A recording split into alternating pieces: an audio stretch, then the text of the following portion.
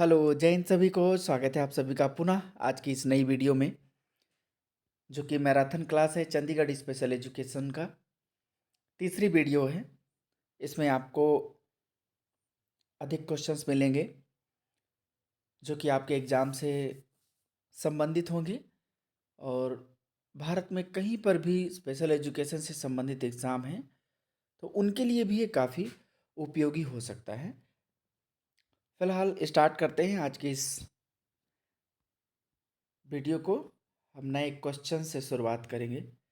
आप जानते भी होंगे एक नई प्लेलिस्ट भी क्रिएट हुई है। आप जानते होंगे जो ग्रेट पर्सनालिटी PWD के नाम से है, आप उसे देखिए। हो सकता है उससे भी बहुत सारे प्रश्न आपको मिलें कहीं ना कहीं। फिलहाल आज का हमारा पहला सवाल क्वेश्चन नंबर 101 जो आपके सामने है, कहता है कि मार्ली मैटलिन कौन है। क्वेश्चंस कैसे भी पूछे जा सकते हैं। हमारे पास चार ऑप्शन हैं। ऑप्शन ए दृष्टिबाधित लेडी हैं, ऑप्शन बी श्रवणबाधित लेडी हैं, या फिर ऑप्शन सी अधिगम अक्षम लेडी हैं, या फिर ऑप्शन डी बौद्धिक अक्षम लेडी हैं। क्वेश्चन नंबर 101 का जो हमारा सही जवाब है ऑप्शन बी, ये श्रवणबाधित लेडी हैं जो कि अमेरिका की निवासी हैं, मार्ली मैटलिन। और इन्होंने अपनी पहचान बनाई है एक एक्टिविस्ट के रूप में कि श्रवणबाधित होते हुए भी अपने आप को इस्टेब्लिश किया है। इनके बारे में भी डिटेल से वीडियो बना हुआ है, आप पढ़ सकते हैं। क्वेश्चन नंबर 102 कहता है शून्य अस्वीकृति नीति संबंधित है। Zero rejection policies related to option A दिव्यांग बच्चों को प्रवेश देने से मना करने से संबंधित है, ऑप्शन बी सामान्य बच्चों को प्रवेश देने से मना करने से संबंधित है, या फिर ऑप्शन सी बिना किसी भेदभाव के प्रत्येक सामाजिक स्थितियों में प्रवेश देने से संबंधित है, ऑप्शन डी समाज को जागरूक करने से। क्वेश्चन नंबर 102 का जो हमारा सही जवाब है ऑप्शन सी, कि बिना किसी भेदभाव के प्रत्येक सामाजिक परिस्थितियों में प्रवेश देने से ये शून्य अस्वीकृति, जहाँ पर जीरो रिजेक्शन होता है वहाँ पर एक्सेप्टेंस 100% होता है, चाहे दिव्यांग हो चाहे सामान्य हो, समाज का प्रत्येक व्यक्ति हो। फिलहाल ये ज़्यादातर देखा जाता है कि ये जो पॉलिसी है लागू की गई है कि जिन्हें हम डिनाई करते हैं, ऐसे व्यक्तियों को जो किसी न किसी कारण से समस्याग्रस्त हैं, तो हम उन्हें भी एक्सेप्ट करेंगे। क्वेश्चन नंबर 103 आपके सामने है, कहता है कि राष्ट्रीय न्यास अधिनियम 1999 में निम्नलिखित को अध्यायों के सही क्रम में व्यवस्थित कीजिए। पहला है अध्याय 1 चैप्टर 1 जो प्रिलिमिनरी की बात करता है, प्रारंभिक की बात करता है। दूसरा चैप्टर है जो राष्ट्रीय ट्रस्ट या द नेशनल ट्रस्ट की बात करता है, या फिर ऑप्शन सी यानी कि तीसरा अध्याय 3 जो न्यासी मंडल या बोर्ड ऑफ ट्रस्टीज की बात करता है, या फिर चौथा अध्याय जो राष्ट्रीय न्यास के कार्य या functions of the national trust की बात करता है।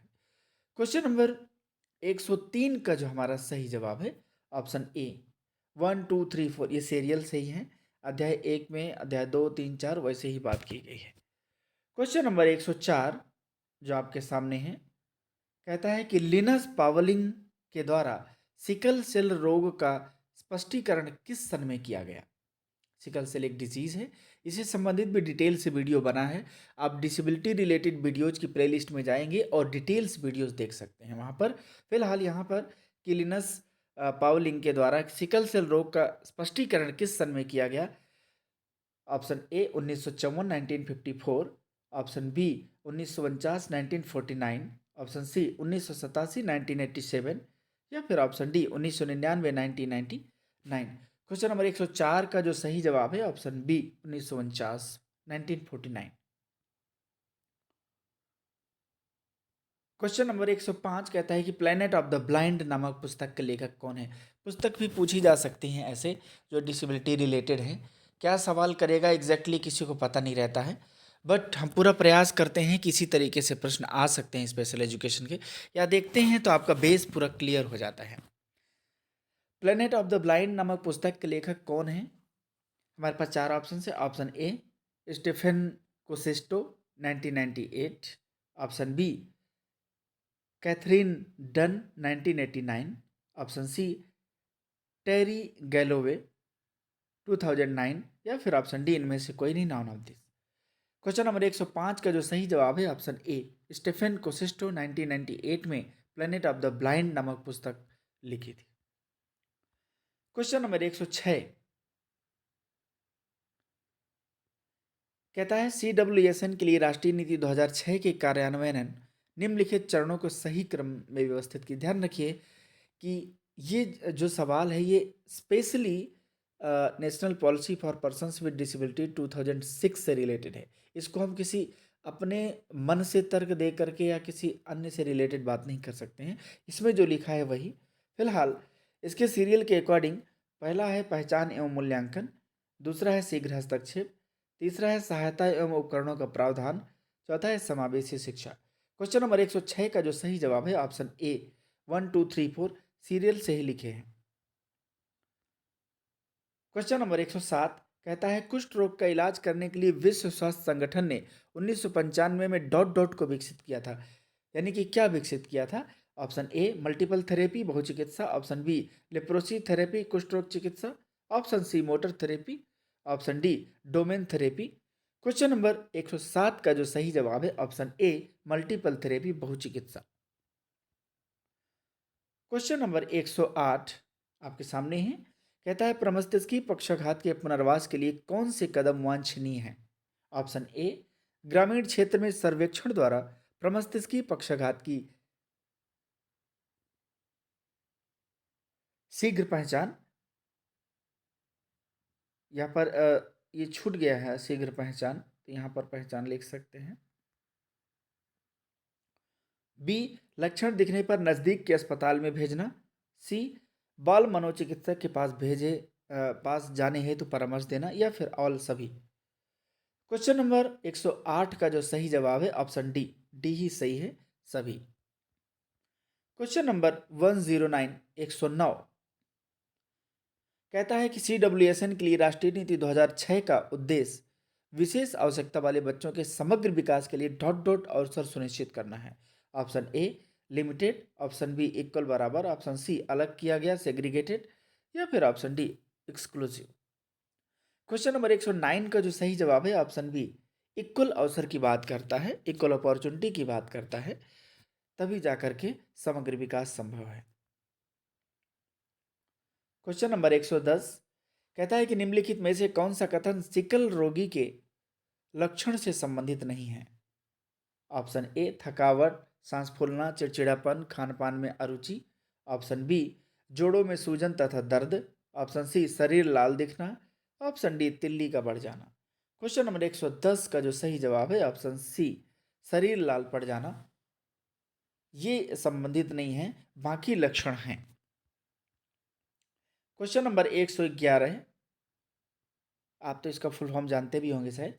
111 है IDSF का फुल फॉर्म क्या है? Option A international dwarf support federation, option B international dwarf sports foundation, option C international dwarf school foundation, option D international dwarf sports federation. Question number 111 का जो सही जवाब है option D international dwarf sports federation. आप कितने सही कर पाए आप कमेंट करके भी बताया करिए। क्वेश्चन नंबर 112 आप पॉज करिए, इसमें भी देख सकते हैं।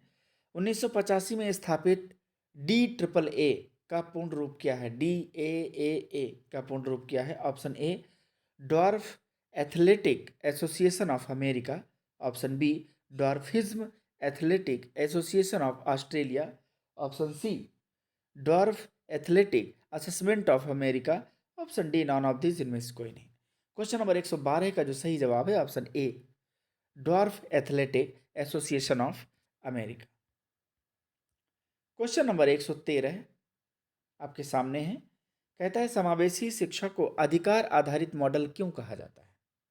हमारे पास चार ऑप्शन है। ऑप्शन ए इक्वल अपॉर्चुनिटी यानी कि समान अवसर के आधार पर, ऑप्शन बी फुल पार्टिसिपेशन यानी कि पूर्ण भागीदारी के आधार पर, या फिर option C protection of rights या अधिकारों के संरक्षण के आधार पर, या फिर option D all of the above उपयुक्त सभी।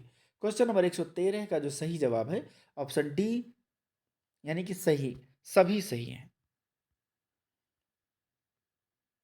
क्वेश्चन नंबर 114 है, 114, स्नेलिन चार्ट का निर्माण कब और किसने किया था? ऑप्शन ए हरमन स्नेलिन 1862 यानी कि 1862।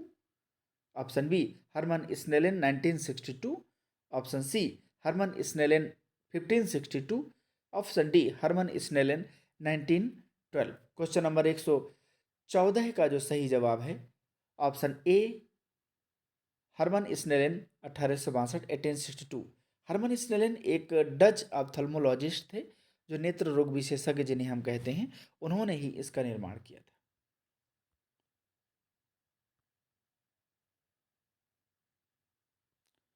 क्वेश्चन नंबर 115 है, जनगणना 2011 के अनुसार भारत में विकलांग या दिव्यांग व्यक्तियों की संख्या लगभग कितनी थी? Option A 2.68 crore. Option B 3.68 crore. Option C 4.68 crore. Option D 5.68 crore. Question number 115 का जो सही जवाब है ऑप्शन ए 2.68 करोड़। आप इसको जानते भी होंगे, पढ़ते रहते हैं तो हमेशा। क्वेश्चन नंबर 116 है, कहता है कि यूएनसीआरपीडी का अध्याय 5 किससे संबंधित है? ऑप्शन ए एक्सेसिबिलिटी यानी कि सुगम्यता से। ऑप्शन बी जागरूकता फैलाने से, awareness rising. Option C equality and non discrimination से, समानता एवं विभेदीकरण से, अविभेदीकरण से। डी राइट टू लाइफ, जीवन के अधिकार से। क्वेश्चन नंबर 116 का जो सही जवाब है ऑप्शन सी समानता एवं अविभेदीकरण की बात करता है।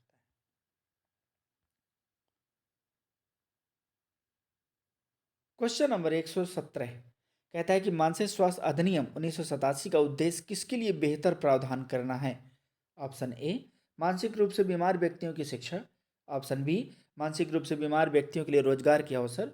ऑप्शन सी मानसिक रूप से बीमार व्यक्तियों का उपचार और देखभाल और उनकी संपत्ति और मामले। ऑप्शन डी मानसिक रूप से बीमार व्यक्तियों के लिए सामाजिक कार्यक्रम। क्वेश्चन नंबर 117 का जो सही जवाब है ऑप्शन सी मानसिक रूप से बीमार व्यक्तियों का उपचार और देखभाल और उनकी संपत्ति और मामले, उससे संबंधित बात करता है। एडीपी योजना कब शुरू हुई थी? Option A 1912। Option B 1994। Option C 1981। Option D 2021। Question number 118 का जो सही जवाब है ऑप्शन सी 1981 1981। ये वही एडीपी योजना है जो वितरित करने के काम करती है, जो जो असिस्टिव डिवाइसेस होते हैं, जो सहायक उपकरण होते हैं, उनसे संबंधित।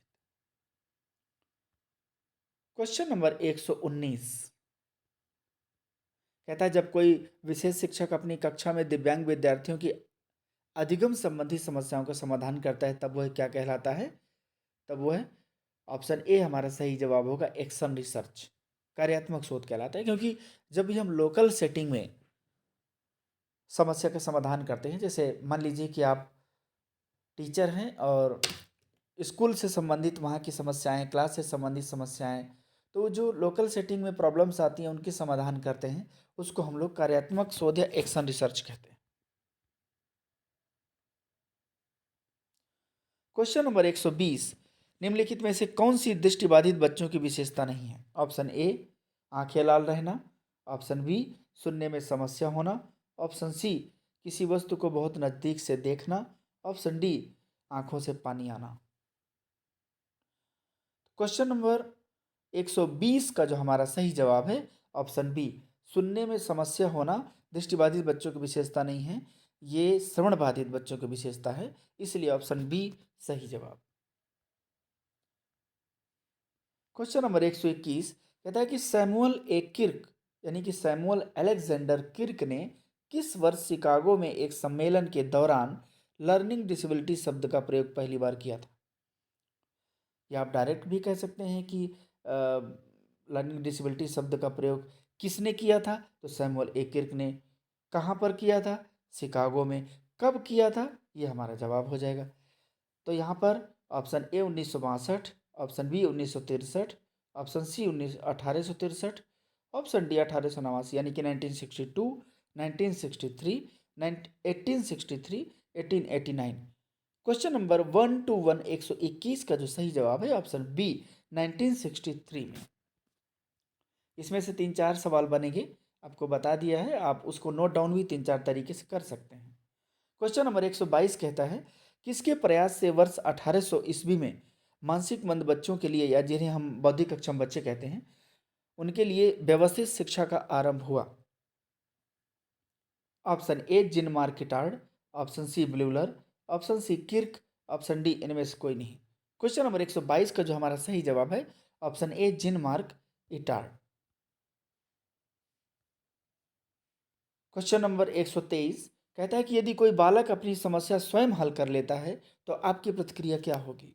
ऑप्शन ए बालक को कुछ नहीं कहेंगे, ऑप्शन बी बालक को पुरस्कृत करेंगे, ऑप्शन सी बालक को दंडित करेंगे, या फिर ऑप्शन डी बालक को दोबारा ऐसा ना करने को कहेंगे।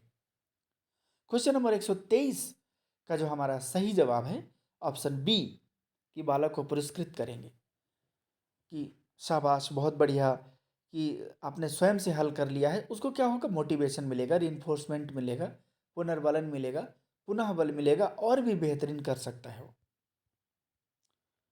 क्वेश्चन नंबर 124 कि दृष्टिबाधिता कितने प्रकार की होती है, यानी कि कितने प्रकार हैं? तो ये दरअसल 2 प्रकार की होती है।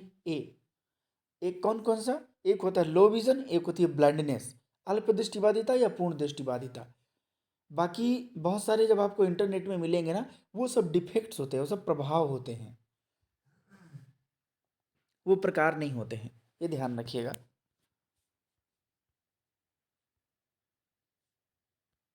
क्वेश्चन नंबर 125 आपके सामने है, कहता है learning disability is caused due to, यानी कि सीखने की अक्षमता का कारण होता है। ऑप्शन ए संवेदी दुर्बलता, ऑप्शन बी मानसिक मंदता या बौद्धिक अक्षमता, ऑप्शन सी भावनात्मक उपद्रव, ऑप्शन डी केंद्रीय तंत्रिका तंत्र की शिथिल या डिसफंक्शन जिसे हम कहते हैं। क्वेश्चन नंबर 125 का जो हमारा सही जवाब है ऑप्शन डी, हमारा अगर CNS system, central nervous system में डिसफंक्शन हो जाता है जिसकी वजह से हमको प्रॉब्लम्स होती है।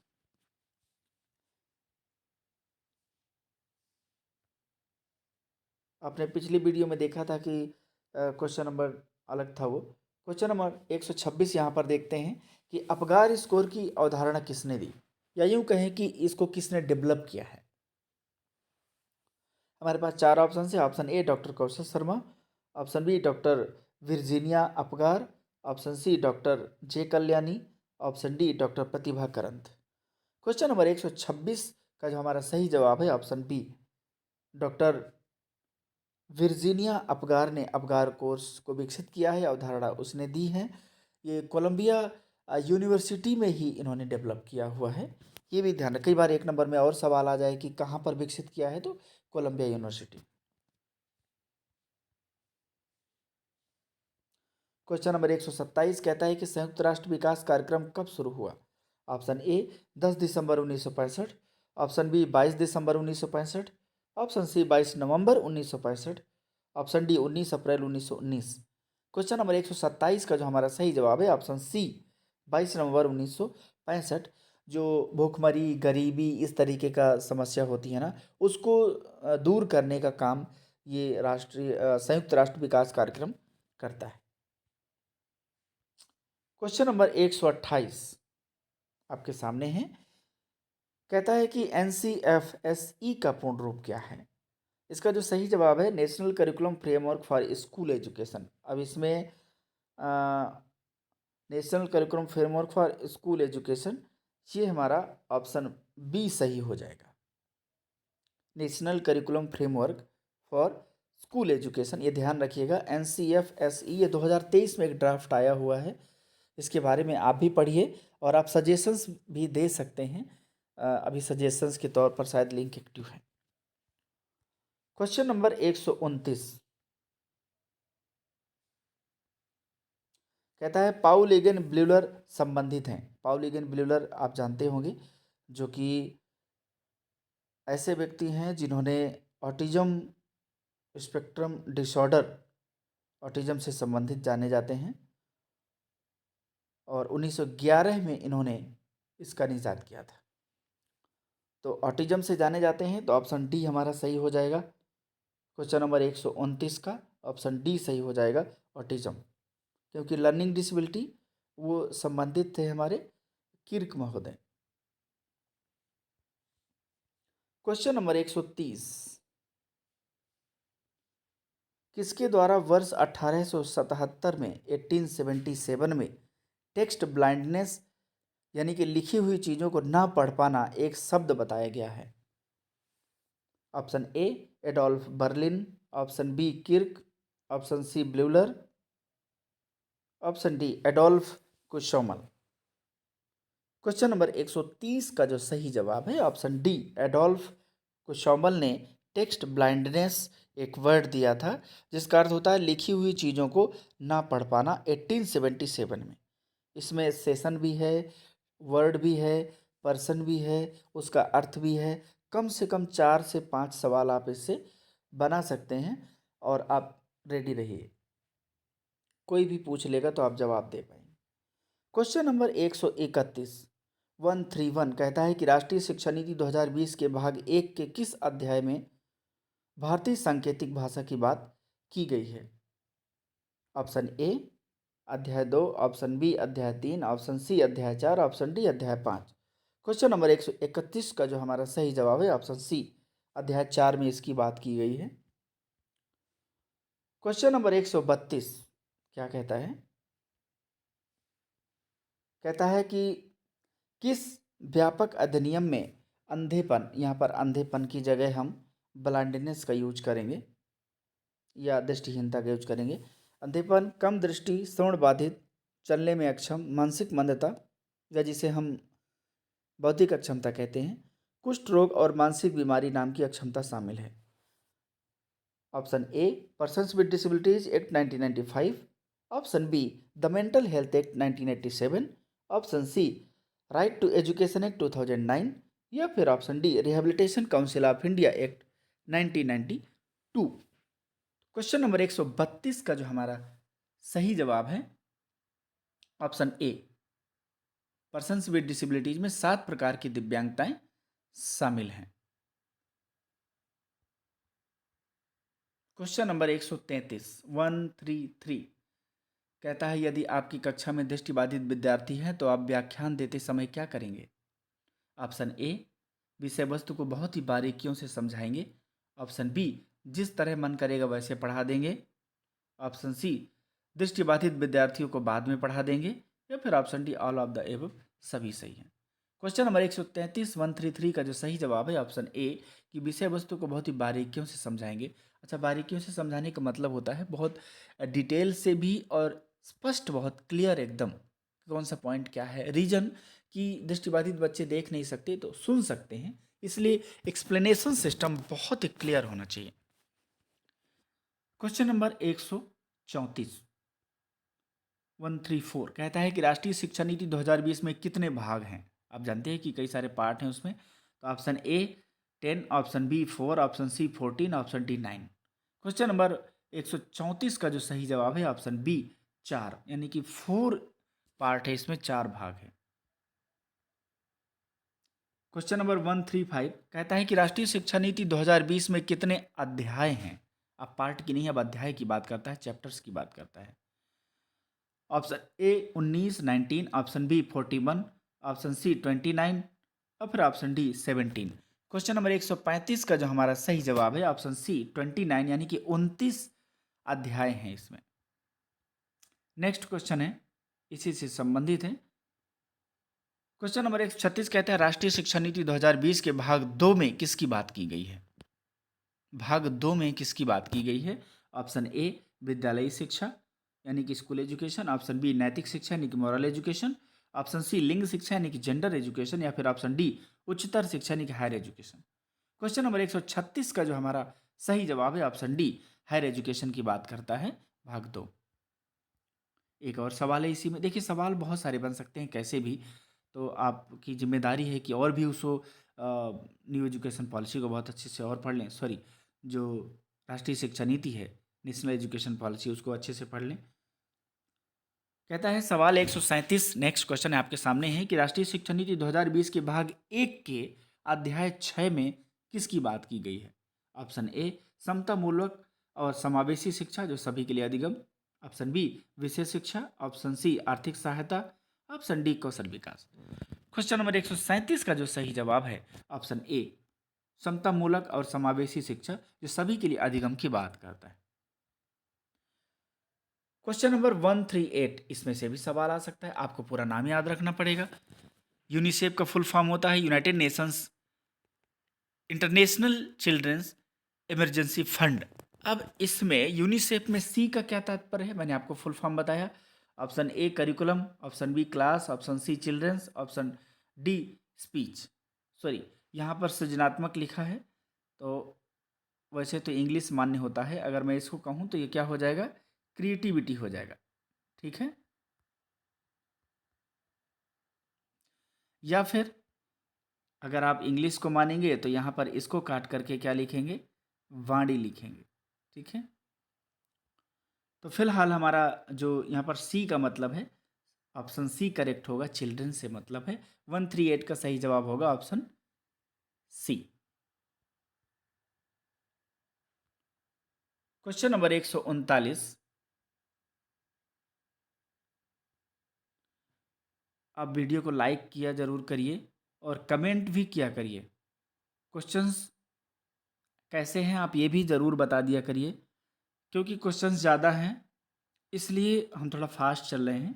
क्वेश्चन नंबर 139 कहता है कि यदि एक शिक्षिका दृष्टिबाधित विद्यार्थियों को कक्षा के अन्य शिक्षार्थियों के साथ सामूहिक गतिविधियों में शामिल करती हैं तो वह डॉट डॉट कर रही है, यानी कि क्या। ऑप्शन ए, सीखने हेतु बाधाएं उत्पन्न कर रही हैं। ऑप्शन बी, समावेशी शिक्षा की भावना के अनुसार कार्य कर रही हैं। ऑप्शन सी, दृष्टिबाधित विद्यार्थी पर तनाव बढ़ा रही हैं। या फिर ऑप्शन डी, सहानुभूति का कार्य कर रही हैं। क्वेश्चन नंबर 139 का जो सही जवाब है ऑप्शन बी, समावेशी शिक्षा की भावना के अनुसार कार्य कर रही हैं। वो सामान्य विद्यार्थियों को भी सबको साथ में, दृष्टिबाधित विद्यार्थियों को भी साथ में लेकर के सामूहिक गतिविधि करवा रही हैं। आपस में जो द्वेष की भावना है वो दूर हो जाती है, एक दूसरे के प्रति थिंकिंग बेहतर होने लगती है, पॉजिटिव थिंकिंग आने लगती है, तो कोलैबोरेशन बेहतर होता है। क्वेश्चन नंबर 140 निम्नलिखित में से कौन बधिरांधता से ग्रसित है। यहाँ पर आपको 4 ऑप्शन दिए गए हैं। Option A Gokarn Patil, option B Kim Peek, option C Marlee Matlin, option D Laura Bridgman. Question number 140 का जो सही जवाब है ऑप्शन डी, लॉरा ब्रिजमैन।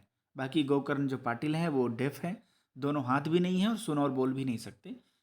किम पीक जो कि ऑटिज्म स्पेक्ट्रम डिसऑर्डर है, मैंने आपको ये इसका डिटेल्स वीडियोस भी हैं। किम पीक जो कि ऑटिज्म स्पेक्ट्रम डिसऑर्डर में सेवेंट सिंड्रोम है, जो कि अमेजिंग मेमोरी के लिए जाना जाता है, उसी को कहते हैं। और ये एक किताब के दोनों पेजों को एक साथ पढ़ सकते हैं, राइट आई से और लेफ्ट आई से। मार्ली मैटलिन जो डेफ है। फिलहाल option D is the correct answer. Question number 141 141 का जो सवाल है, कहता है कि विशेष आवश्यकता वाले बच्चों के प्रकार के अनुसार सही तरीके से मिलान करें। जैसे कि डेवलपमेंटल की बात है तो उसके सामने लिखा है डेफ ब्लाइंडनेस। दूसरा बिहेवियरल की बात है, उसके सामने ऑटिज्म लिखा है। सेंसरी इंपेयरमेंट की बात है, उसके सामने क्रोनिक अस्थमा लिखा है। डी फिजिकल की बात है तो एडीडी लिखा है।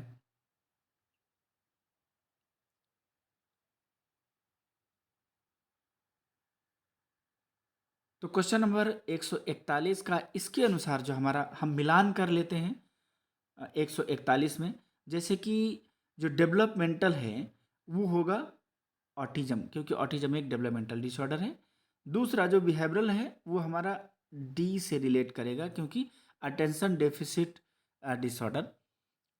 तीसरा जो सेंसरी मैच करेगा वो हमारा सेंसरी जो रिलेटेड है वो है डेफ ब्लाइंडनेस से, और जो फिजिकल है वो क्रोनिक से हो जाएगा।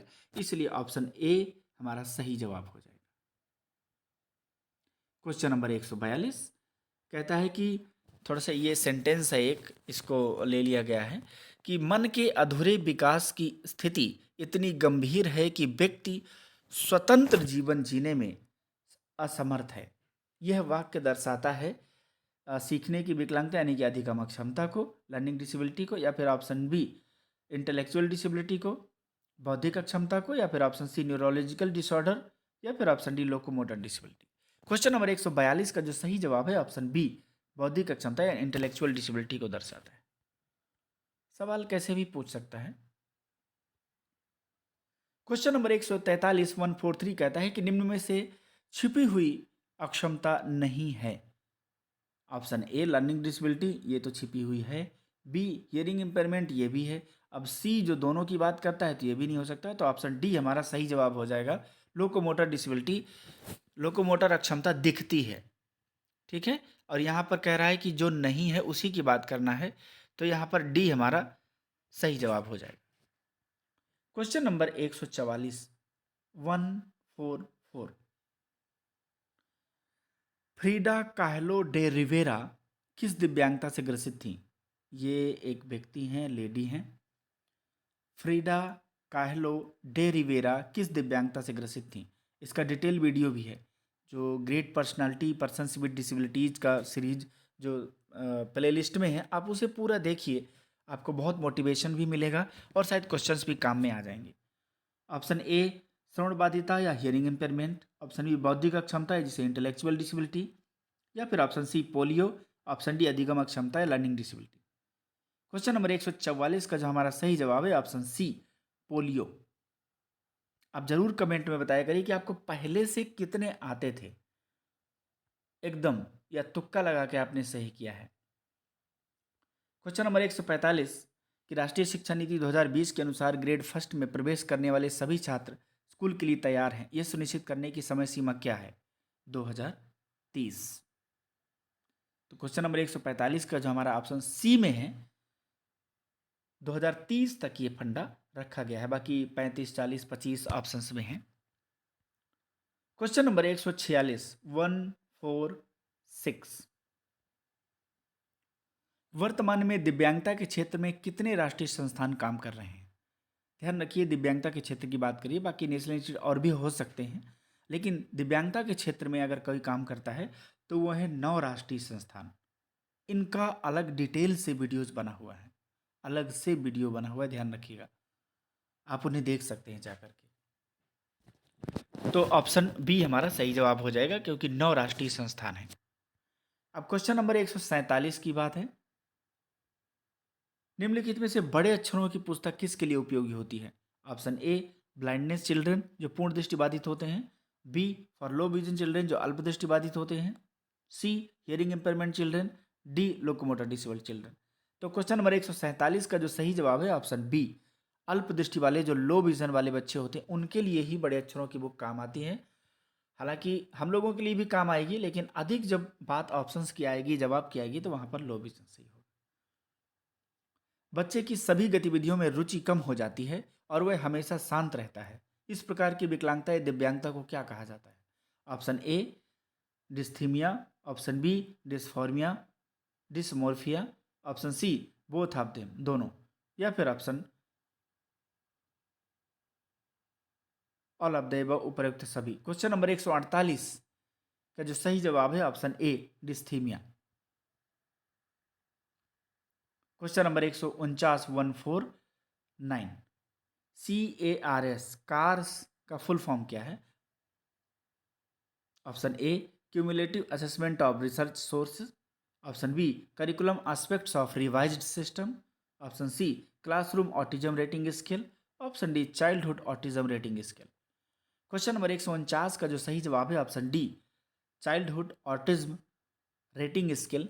ये एक तरीके का असेसमेंट टूल है जो ऑटिज्म बच्चों के लिए काम आता है, ध्यान रखिएगा, ये कई बार पूछा भी जा चुका है सवाल में।